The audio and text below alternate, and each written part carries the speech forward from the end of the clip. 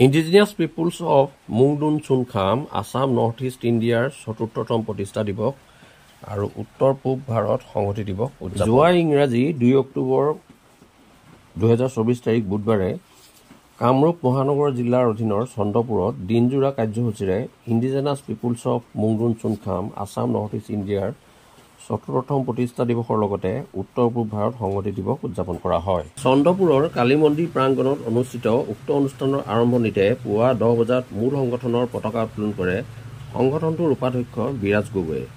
শ্ৰদ্ধাঞ্জলি অনুষ্ঠানৰ শুভাৰম্ভ কৰে মূল সংগঠনৰ উপদেষ্টা প্ৰিয়বৰ কোঁৱৰে। ইয়াৰ পিছত পুৱা ১১ বজাৰ পৰা মূল সংগঠনৰ অধ্যক্ষ ৰফিউল হুছেইন বৰুৱাদেৱৰ অধ্যক্ষতাত উত্তৰ পূৰ্বাঞ্চলৰ কেইবাটাও খিলঞ্জীয়া জাতি জনগোষ্ঠীয় দল সংগঠনৰ প্ৰতিনিধিৰ উপস্থিতিত মুকলি সভা আৰম্ভ হয়। সভাৰ উদ্দেশ্য ব্যাখ্যা কৰে মূল সংগঠনৰ সচিব প্ৰধান অনুপাৰণ ধৰাই। উদ্বোধনী ভাষণ প্ৰদান কৰে মূল সংগঠনৰ মুখ্য উপদেষ্টা নীলাম্বৰ গগৈয়ে। নিৰ্দিষ্ট বক্তাৰূপে ভাষণ প্ৰদান কৰে আন্তৰ্জাতিক জলবায়ু কাৰ্যমঞ্চত যুৱ সবলীকৰণৰ অধীনত ফেলোশ্বিপ লাভ কৰা চাও হেমজিৎ দেওধাই ফুকনে খিলঞ্জীয়া লোকৰ অস্তিত্ব ৰক্ষাৰ বাবে থলুৱা কলা কৃষ্টি পৰম্পৰা কৃষিকৰ্ম খাদ্যাভ্যাস পোচাক আদি ৰক্ষাৰ ওপৰত গুৰুত্ব আৰোপ কৰে। বড়ো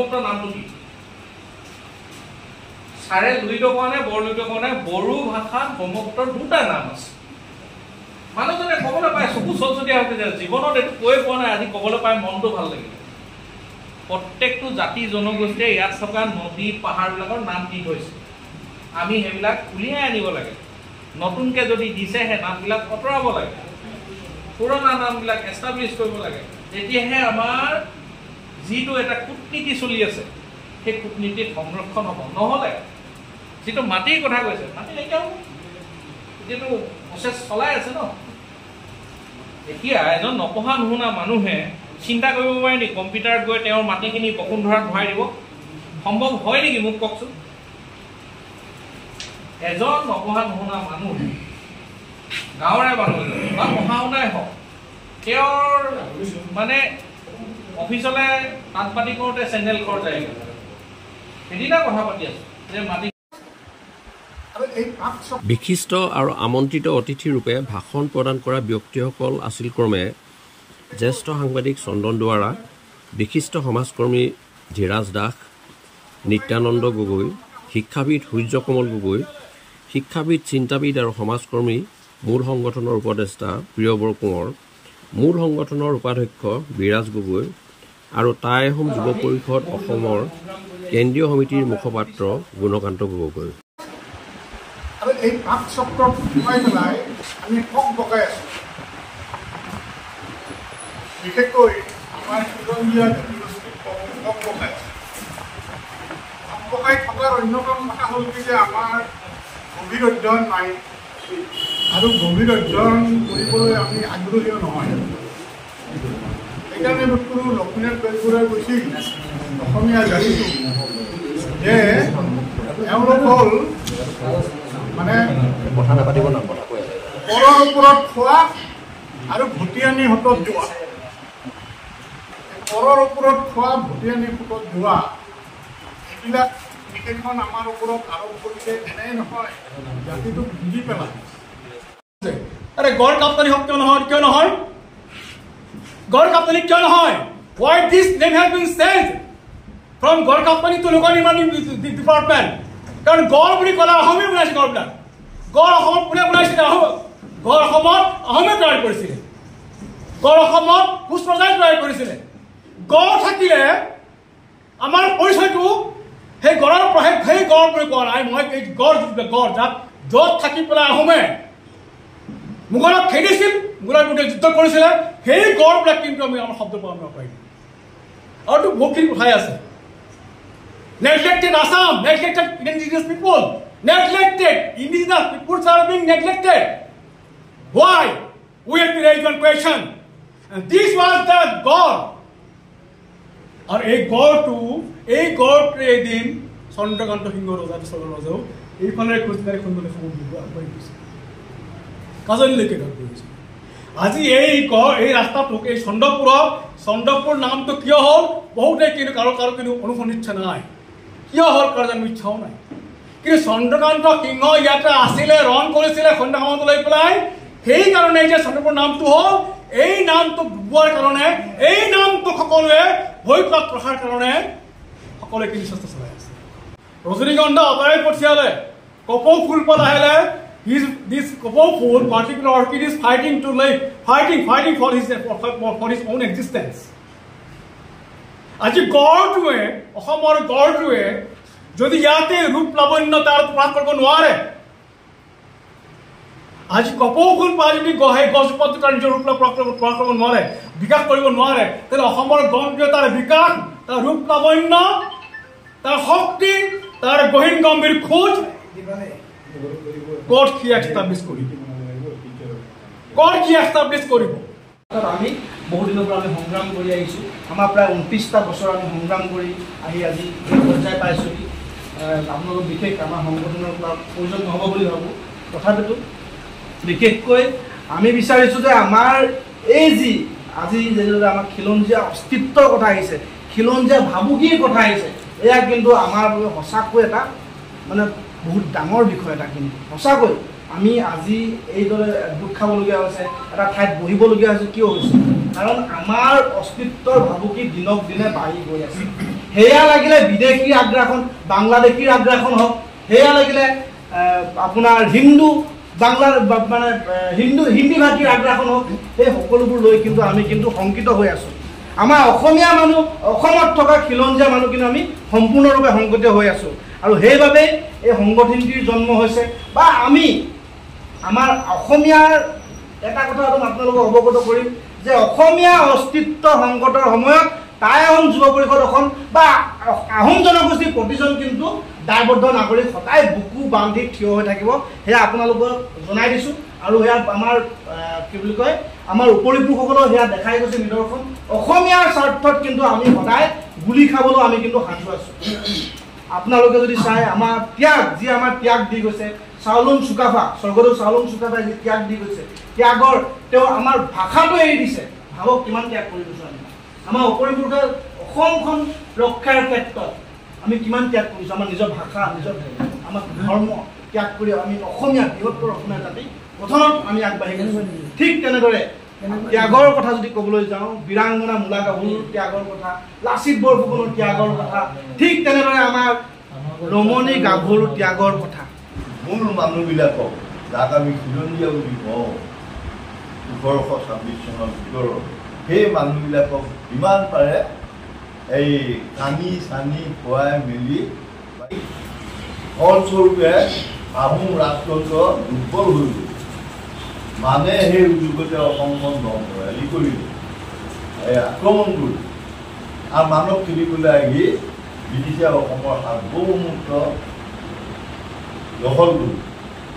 এই যে মই ক'লোঁ 1769 খ্ৰীষ্টাব্দৰ সৰ্বমুঠ অসমৰ জনসংখ্যা আছিলে 24 লাখ। সেই সময়ত মন কৰিব দেই, undivided Goalpara, undivided Bodoland, undivided Barak, undivided Karbi Anglong, সেইবিলাক অসমৰ ভিতৰুৱা নহয়। আনকি নীলবাগান বা হোজাই, ডবকা, গুটি, এই ঠাইবিলাক আহোম ৰজাই শাসন কৰা নাছিল। গতিকে ক্ষুদ্ৰ আহোম ৰাজ্যখনত 17 লাখ 24 লাখ মানুহৰ 1769 খ্ৰীষ্টাব্দত বৰ ভয়ানক আক্ৰমণ কৰি, যাৰ ফলস্বৰূপে 1769 চনতে 8 লাখ মানুহৰ মৃত্যু হ'ল। আৰু পৰৱৰ্তী সময়ত বানৰ আক্ৰমণ আৰু এই অসমৰ সাৰ্বভৌমত্ব লোৱাৰ পাছত ব্ৰিটিছে যেতিয়া 1835 চনত চেঞ্চাছ কৰিলে, তেতিয়া দেখা গ'ল কলেৰা, হাইজা, বেমাৰ, অন্যান্য বেমাৰ, আহোমৰ মাজৰ প্ৰতিদ্বন্দ্বিতা, ইটোৱে সিটোক মাৰি পেলাই ৰজা হোৱাৰ মানসিকতা, তাৰ ফলস্বৰূপে সৰ্বমুঠ 17 লাখ মানুহ মৃত্যু হৈছে। কিন্তু আমি কি কৰোঁ, প্ৰতিটো খাদ্যত মিয়াকেইটা পঠিয়াই দিওঁ। অসমখনত মানুহেই নাইকিয়া হ'ল। গতিকে মানুহ নোহোৱা অসমখনত তেওঁ এটা কথা কৈছে যে টি গাৰ্ডেনত আমাৰ অসমীয়া মানুহে কাম কৰিবলৈ কাম কৰে। কিন্তু ঘটনা হ'ল কি ই গাৰ্ডেনত অসমীয়া মানুহে কাম কৰাটো ব্ৰিটিছৰো পচন্দ কৰা তেওঁলোকৰ মূল জয়টো যে সেই কৃষ্ণৰ দিনৰ পৰা অসমৰ থলুৱা মানুহ বিভিন্ন জাতি জনগোষ্ঠীৰ মানুহক হত্যা কৰা কাৰবাৰটো এতিয়া অসমত আৰম্ভ আৰু সেইটো এনেকুৱা পৰম্পৰা বিশেষকৈ আমি বিচাৰিছোঁ যে আমাৰ এই যি আজি যেনেদৰে আমাৰ খিলঞ্জীয়া অস্তিত্বৰ কথা আহিছে খিলঞ্জীয়া ভাবুকিৰ কথা আহিছে এয়া কিন্তু আমাৰ বাবে সঁচাকৈ এটা মানে বহুত ডাঙৰ বিষয় এটা কিন্তু সঁচাকৈ আমি আজি এইদৰে দুখ খাবলগীয়া হৈছে এটা ঠাইত বহিবলগীয়া হৈছে কিয় হৈছে কাৰণ আমাৰ অস্তিত্বৰ ভাবুকি দিনক দিনে বাঢ়ি গৈ আছে সেয়া লাগিলে বিদেশী আগ্ৰাসন বাংলাদেশীৰ আগ্ৰাসন হওক সেয়া লাগিলে আপোনাৰ হিন্দু বাংলাৰ মানে হিন্দী ভাষীৰ আগ্ৰাসন হওক সেই সকলোবোৰ লৈ কিন্তু আমি কিন্তু শংকিত হৈ আছোঁ আমাৰ অসমীয়া মানুহ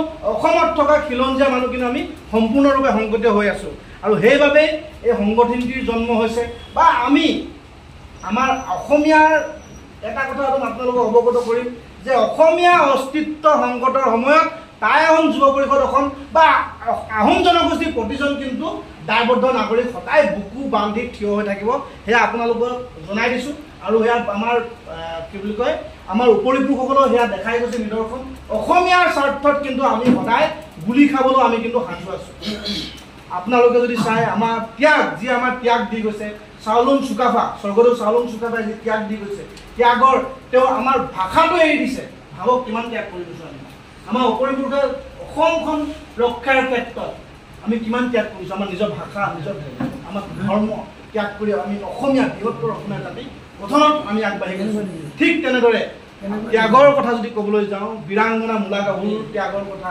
লাচিত বৰফুকনৰ ত্যাগৰ কথা ঠিক তেনেদৰে আমাৰ ৰমণী গাভৰুৰ ত্যাগৰ কথা আমি কম আমাৰ গভীৰ অধ্যয়ন নাই আৰু গভীৰ অধ্যয়ন কৰিবলৈ আমি আগ্ৰহীও নহয় সেইকাৰণে বস্তুটো লক্ষ্মীনাথ বেজবৰুৱাই কৈছিল অসমীয়া জাতিটো যে এওঁলোক হ'ল মানে কথা নাপাতিব না কথা কৈ পৰৰ ওপৰত খোৱা আৰু ভটিয়ানী হাতত যোৱা পৰৰ ওপৰত খোৱা ভটিয়ানী হাতত যোৱা এইবিলাক বিশেষখন আমাৰ ওপৰত আৰোপ কৰিছে এনেই নহয় জাতিটোক বুজি পেলায় আজি মৃতপ্ৰায় আৰু শিল্প নগৰী গঠন কৰাৰ ক্ষেত্ৰত এইজনে ব্যক্তিৰ যথেষ্ট অৰিহণা আছে যথেষ্ট বৰঙণি আছে তেওঁ হ'ল মাননীয় শ্ৰীযুত ধ্যাস দাসদেৱ তেখেতক মই আমাৰ ৰাইজক উদ্দেশ্যি ৰজনীগন্ধা আঁতৰাই পঠিয়ালে কপৌ ফুল পাত আহিলে this কপৌ ফুল particular orchid is fighting to live fighting for his own existence আজি গড়টোৱে অসমৰ গড়টোৱে যদি ইয়াতে ৰূপ লাৱণ্য তাৰ প্ৰকাশ কৰিব নোৱাৰে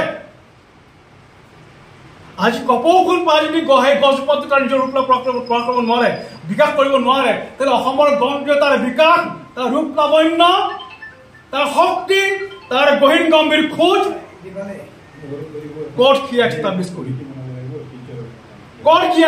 কৰিব মই দীঘলীয়া নকৰোঁ ৰাইজ আৰে গড় কাপ্তানি হওক কিয় নহয় গড় কাপ্তানি কিয় নহয় why this name has been changed from গড় কাপ্তানি to লোক নিৰ্মাণ ডিপাৰ্টমেণ্ট কাৰণ গড় বুলি ক'লে অসমে বনাইছে গড়বিলাক গড় অসমত কোনে বনাইছিলে গড় অসমত অসমে তৈয়াৰ কৰিছিলে গড় অসমত কোচ ৰজাই তৈয়াৰ কৰিছিলে গড় থাকিলে আমাৰ পৰিচয়টো সেই গড়ৰ সেই গড় বুলি কোৱা নাই মই এই গড় যাত য'ত থাকি পেলাই আহোমে মোগলক খেদিছিল মোগলৰ বিৰুদ্ধে যুদ্ধ কৰিছিলে সেই গড়বিলাক কিন্তু আমি আমাৰ শব্দ পৰা নাপাইছোঁ আৰু বহুতখিনি কথাই আছে neglected Assam neglected indigenous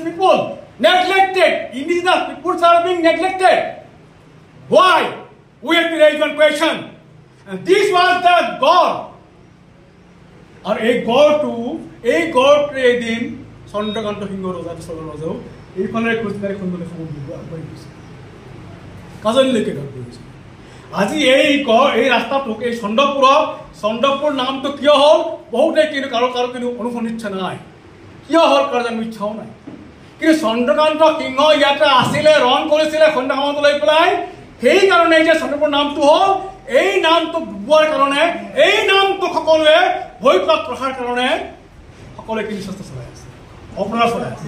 গতিকে আমি বহুদিনৰ পৰা আমি সংগ্ৰাম কৰি আহিছোঁ। আমাৰ প্ৰায় 29টা বছৰ আমি সংগ্ৰাম কৰি আহি আজি এই পৰ্যায় পাইছোঁহি। আপোনালোক বিশেষ আমাৰ সংগঠনৰ পৰা প্ৰয়োজন নহ'ব বুলি ভাবোঁ। তথাপিতো বিশেষকৈ আমি বিচাৰিছোঁ যে আমাৰ এই যি আজি যেনেদৰে আমাৰ খিলঞ্জীয়া অস্তিত্বৰ কথা আহিছে, খিলঞ্জীয়া ভাবুকিৰ কথা আহিছে, এয়া কিন্তু আমাৰ বাবে সঁচাকৈ এটা মানে বহুত ডাঙৰ বিষয় এটা। কিন্তু সঁচাকৈ আমি আজি এইদৰে গোট খাবলগীয়া হৈছে, এটা ঠাইত বহিবলগীয়া হৈছে। কিয় হৈছে? কাৰণ আমাৰ অস্তিত্বৰ ভাবুকি দিনক দিনে বাঢ়ি গৈ আছে। সেয়া লাগিলে বিদেশীৰ আগ্ৰাসন, বাংলাদেশীৰ আগ্ৰাসন হওক, সেয়া লাগিলে আপোনাৰ হিন্দু মানে হিন্দী ভাষীৰ আগ্ৰাসন হওক, সেই সকলোবোৰ লৈ কিন্তু আমি কিন্তু শংকিত হৈ আছোঁ।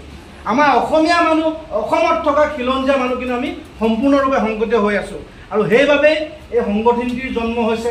বা আমি আমাৰ অসমীয়াৰ এটা কথা আপোনালোকক অৱগত কৰিম যে অসমীয়া অস্তিত্ব সংকটৰ সময়ত টাই আহোম যুৱ পৰিষদ অসম বা আহোম জনগোষ্ঠীৰ প্ৰতিজন কিন্তু দায়বদ্ধ নাগৰিক সদায় বুকু বান্ধি থিয় হৈ থাকিব, সেয়া আপোনালোকক জনাই দিছোঁ। আৰু সেয়া আমাৰ কি বুলি কয়, আমাৰ উপৰিপুৰুষসকলেও সেয়া দেখাই গৈছে নিদৰ্শন। অসমীয়াৰ স্বাৰ্থত কিন্তু আমি সদায় গুলি খাবলৈও আমি কিন্তু সাজু আছোঁ। আপোনালোকে যদি চাই আমাৰ ত্যাগ, যি আমাৰ ত্যাগ দি গৈছে, চাওলুং চুকাফা, স্বৰ্গদেউ চাওলুং চুকাফাই যি ত্যাগ দি গৈছে, ত্যাগৰ তেওঁ আমাৰ ভাষাটো এৰি দিছে। ভাবক কিমান ত্যাগ কৰি গৈছোঁ আমি। আমাৰ উপৰিপুৰুষে অসমখন ৰক্ষাৰ ক্ষেত্ৰত আমি কিমান ত্যাগ কৰিছোঁ। আমাৰ নিজৰ ভাষা, নিজৰ আমাৰ ধৰ্ম ত্যাগ কৰি আমি অসমীয়া, বৃহত্তৰ অসমীয়া জাতি গঠনত আমি আগবাঢ়ি গৈছোঁ।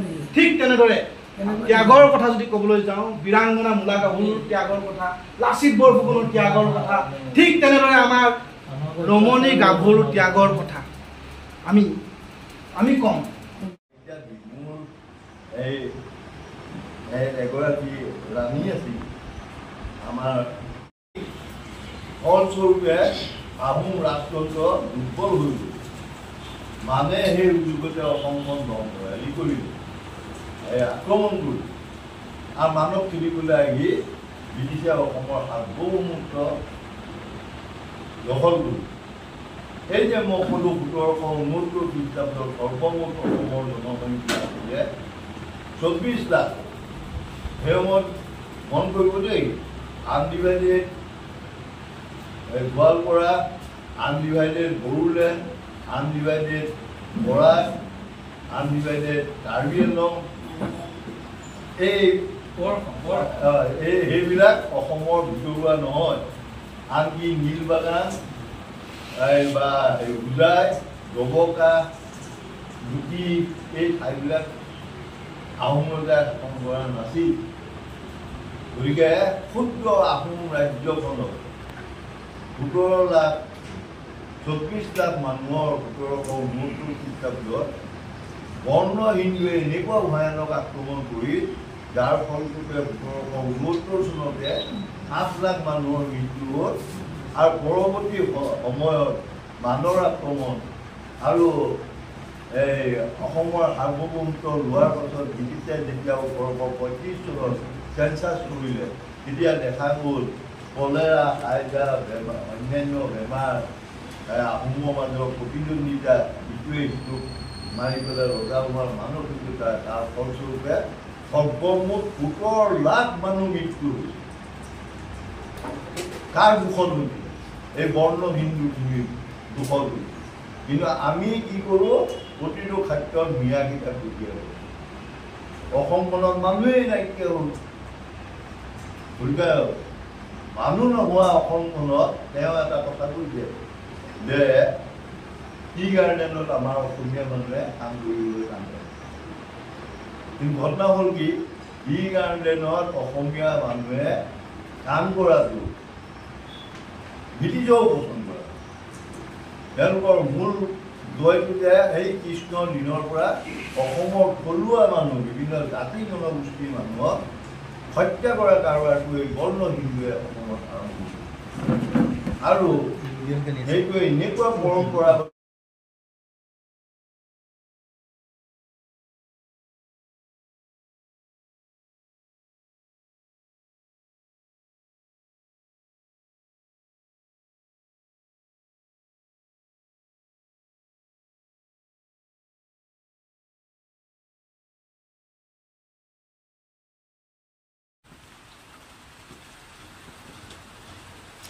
ইয়াৰ পিছত পুৱা 11 বজাৰ পৰা মূল সংগঠনৰ অধ্যক্ষ ৰফিউল হুছেইন বৰুৱাদেৱৰ অধ্যক্ষতাত উত্তৰ পূৰ্বাঞ্চলৰ কেইবাটাও খিলঞ্জীয়া জাতি জনগোষ্ঠীয় দল সংগঠনৰ প্ৰতিনিধিৰ উপস্থিতিত মুকলি সভা আৰম্ভ হয়।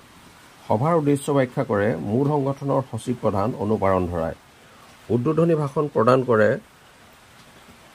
মূল সংগঠনৰ মুখ্য উপদেষ্টা নীলাম্বৰ গগৈয়ে। আৰু এই পাঁচ চক্ৰত সোমাই পেলাই আমি ঠগ বকাই আছোঁ। বিশেষকৈ আমাৰ খিলঞ্জীয়া জাতিগোষ্ঠীক ঠগ বকাই আছে। ঠগ বকাই থকাৰ অন্যতম কথা হ'ল কি যে আমাৰ গভীৰ অধ্যয়ন নাই আৰু গভীৰ অধ্যয়ন কৰিবলৈ আমি আগ্ৰহীও নহয়। সেইকাৰণে কোনো লক্ষ্মীনাথ বেজবৰুৱাই কৈছিল অসমীয়া জাতিটো যে এওঁলোক হ'ল মানে পৰৰ ওপৰত খোৱা আৰু ভটিয়ানী হাতত যোৱা। পৰৰ ওপৰত খোৱা ভটিয়ানী হাতত যোৱা এইবিলাক বিশেষখন আমাৰ ওপৰত আৰোপ কৰিছে। এনেই নহয়, জাতিটোক বুজি পেলাই ৰজনীগন্ধা আঁতৰাই পঠিয়ালে, কপৌ ফুল পাত আহিলে, this কপৌ ফুল particular orchid is fighting to live, fighting for his own existence. আজি গড়টোৱে, অসমৰ গড়টোৱে যদি ইয়াতে ৰূপ লাৱণ্য তাৰ প্ৰকাশ কৰিব নোৱাৰে, আজি কপৌ ফুল পাই যদি গছজোপাটো তাৰ নিজৰ ৰূপ প্ৰকাশ কৰিব নোৱাৰে, বিকাশ কৰিব নোৱাৰে, তেতিয়াহ'লে অসমৰ গড়টোৱে তাৰ বিকাশ, তাৰ ৰূপ লাৱণ্য, তাৰ শক্তি, তাৰ গহীন গম্ভীৰ খোজ ক'ত কি এষ্টাব্লিছ কৰিব? ক'ত কি এষ্টাব্লিছ কৰিব? মই দীঘলীয়া নকৰোঁ ৰাইজ। আৰে গড় কাপ্তানি হওক কিয় নহয়? কিয় নহয়? গড় কাপ্তানি কিয় নহয়?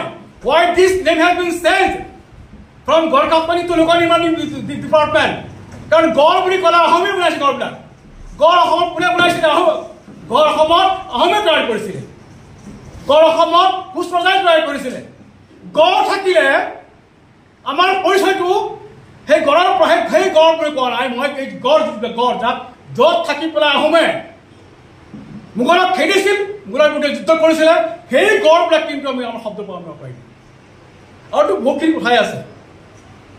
Neglected Assam, neglected indigenous people, neglected indigenous peoples are being neglected. Why? We have to raise one question. And this was the God. আৰু এই গড়টো এদিন চন্দ্ৰকান্ত সিংহ ৰজাও এইফালে খোজকাঢ়ি সুন্দৰ আগবাঢ়ি গৈছে, কাজলীলৈকে গৈছে। আজি এই ৰাস্তাটোক এই চন্দ্ৰপুৰ নামটো কিয় হ'ল? বহুতে কিন্তু কাৰো কিন্তু অনুসন্ধিৎসা নাই। কিয় হ'ল কাৰো জানো ইচ্ছাও নাই। কিন্তু চন্দ্ৰকান্ত সিংহ ইয়াতে আছিলে, ৰণ কৰিছিলে সন্ধ্যা সময়ত লৈ পেলাই। সেইকাৰণে যে চন্দ্ৰপুৰ নামটো হ'ল, এই নামটো ডুবোৱাৰ কাৰণে, এই নামটো সকলোৱে ভয় ৰখাৰ কাৰণে সকলোৱে কিন্তু চেষ্টা চলাই আছে, অপৰাধ চলাই আছে। তথাপিতো বিশেষকৈ আমি বিচাৰিছোঁ যে আমাৰ এই আজি যেনেদৰে আমাৰ খিলঞ্জীয়া অস্তিত্বৰ কথা আহিছে, খিলঞ্জীয়া ভাবুকিৰ কথা আহিছে, এয়া কিন্তু আমাৰ বাবে সঁচাকৈ এটা মানে বহুত ডাঙৰ বিষয় এটা। কিন্তু সঁচাকৈ আমি আজি এইদৰে গোট খাবলগীয়া হৈছে, এটা ঠাইত বহিবলগীয়া হৈছে। কিয় হৈছে? কাৰণ আমাৰ অস্তিত্বৰ ভাবুকি দিনক দিনে বাঢ়ি গৈ আছে।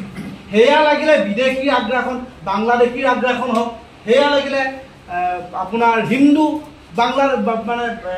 হিন্দী ভাষীৰ আগ্ৰাসন হওক, সেই সকলোবোৰ লৈ কিন্তু আমি কিন্তু শংকিত হৈ আছোঁ।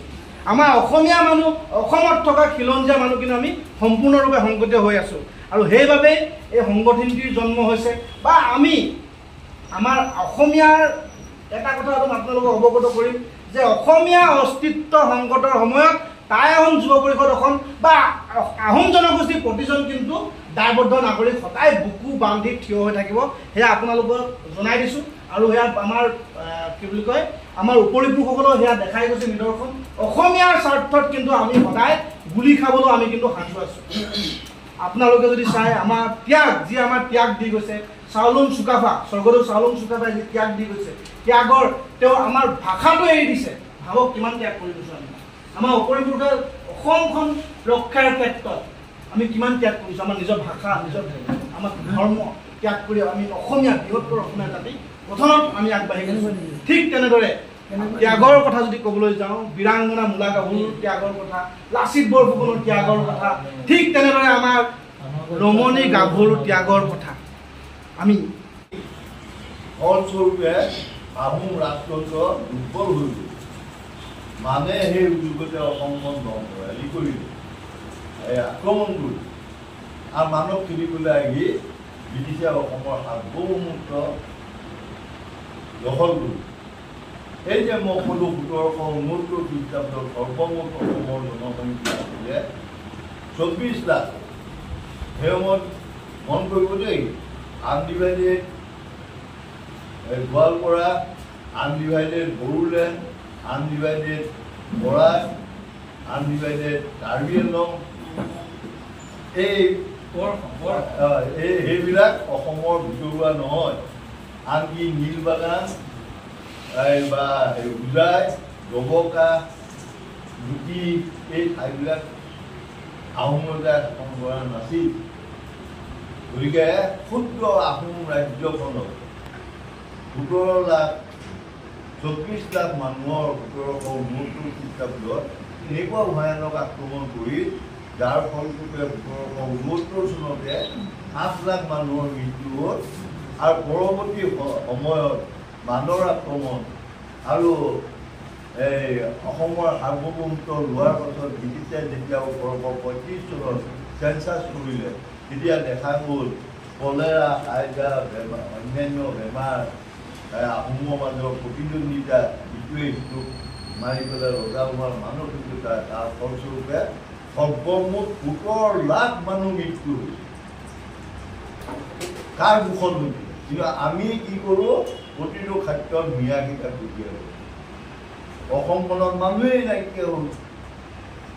গতিকে মানুহ নোহোৱা অসমখনত তেওঁ এটা কথা কৈছে যে টি গাৰ্ডেনত আমাৰ অসমীয়া মানুহে কাম কৰিবলৈ টানে।